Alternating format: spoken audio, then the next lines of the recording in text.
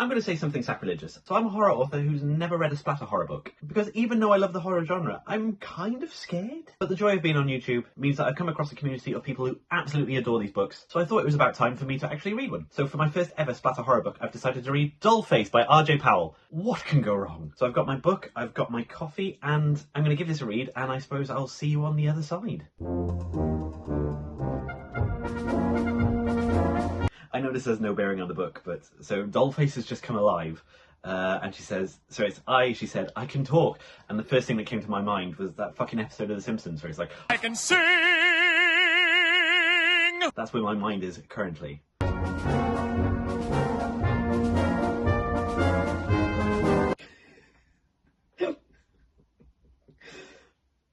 Yeah, Papa, I'm alive and kicking, she said, sashaying her hip out to the side. Sure, okay. They seem pretty okay with the fact that this doll has come to life. I know I'm reading too much into this. How is that? Again, I'm reading too much into this. I was going to ask how the doll can urinate, having not consumed any liquid. That's my first thought. That she hasn't had a drink enough to form the needed fluids.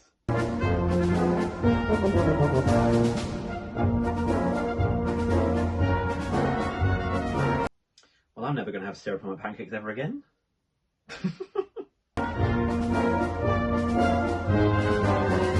Like, as a writer, I know that ideas kind of just come to you through various sources of inspiration. Like, there is no one way to think of an idea. But how the fuck did she think of this?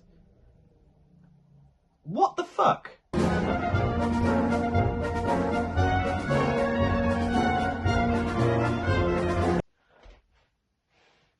What the fuck?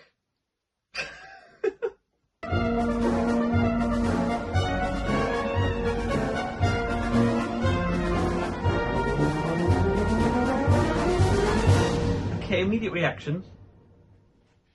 What the fuck?